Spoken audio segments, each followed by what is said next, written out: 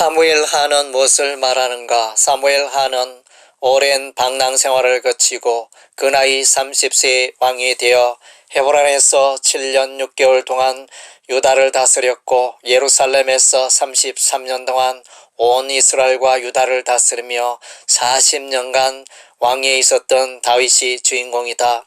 다윗이 헤브론에서 낳은 아들은 암논, 길랍, 압살롬, 아도니아, 스바냐, 이드르암이다. 또한 그가 예루살렘에서 낳은 아들은 삼무아, 소밥, 나단, 솔로몬, 이팔, 엘리수아, 네벡, 야비야, 엘리사마, 엘라다, 엘리벨렛이다.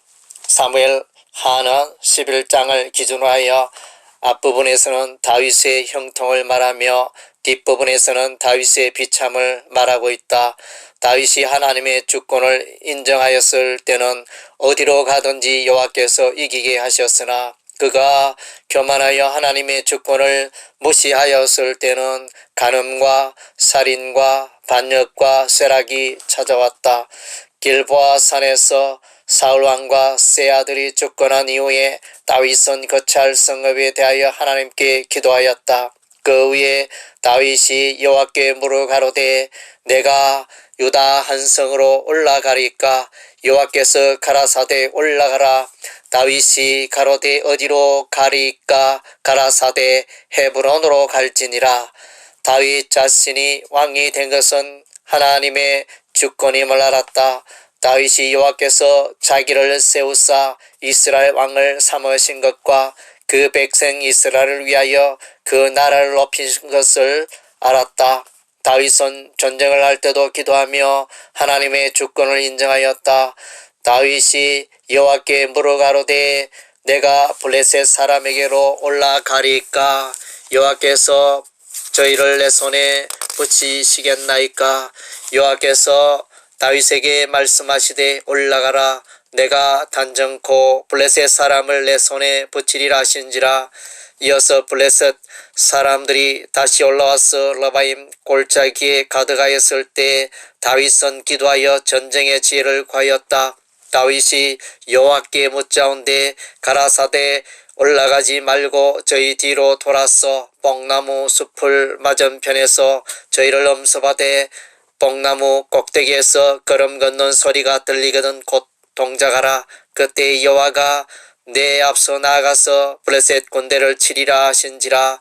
다윗은 이스라엘에서 뽑은 무리 3만 명을 모으고 바알레 유다에서 하나님의 언약궤를 새 수레에 싣고 옮겨오다가 나곤의 타작마당에서 우사가 하나님의 궤를 붙들다가 죽자 운반을 포기하였다. 이후에 하나님의 궤로 말미암아 오벳 에돔이 복을 받았다는 소문을 듣고서 다윗은 그것을 운반하는 일을 다시 시도하여 여호와의 궤를 메고 예루살렘의 다윗성으로 옮겼다. 이처럼 다윗은 여호와의 궤를 예루살렘으로 운반하여 모세가 신명기 12장에서 말한 이스라엘의 중앙성소의 기틀을 마련한 것이다.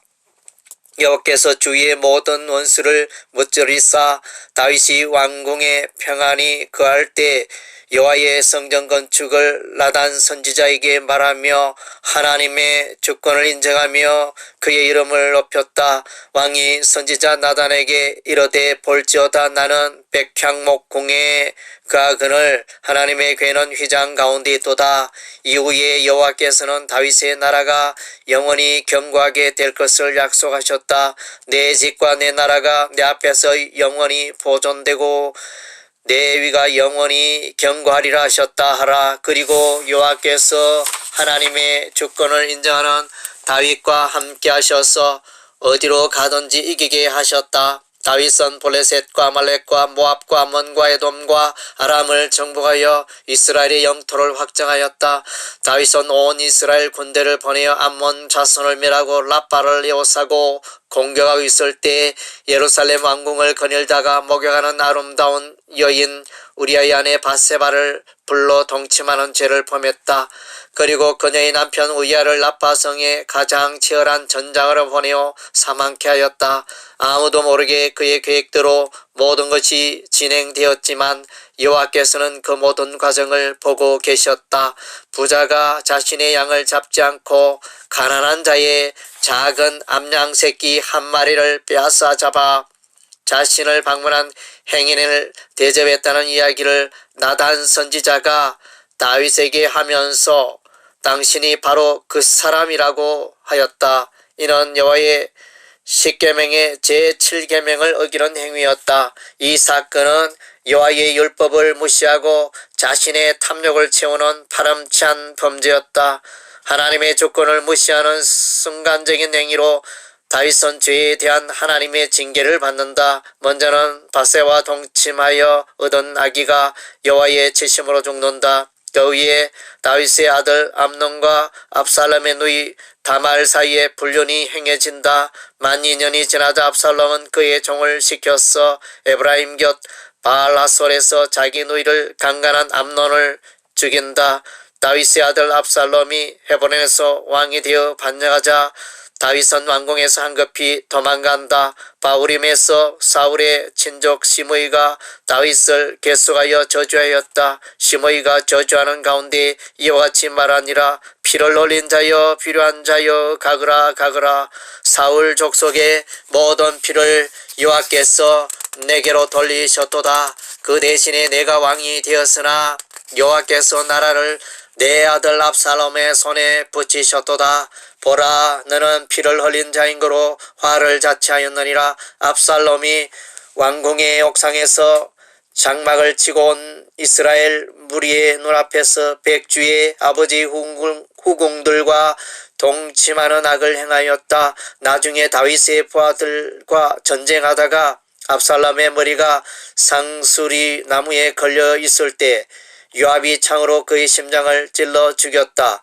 베냐민 사람 비그리의 아들 세바가 다윗에 대하여 반역하고 대적하기도 하였으나 요압에 의하여 평정이 된다. 세바의 반역은 이스라엘이 더 이상 다윗을 왕으로 인정하지 않고 등지고 떠나는 사건인데 후일에 에브라임 사람 여로보암이 반역을 일으켜 북이스라엘을 세우는 일에 상당한 영향을 주었을 것이다.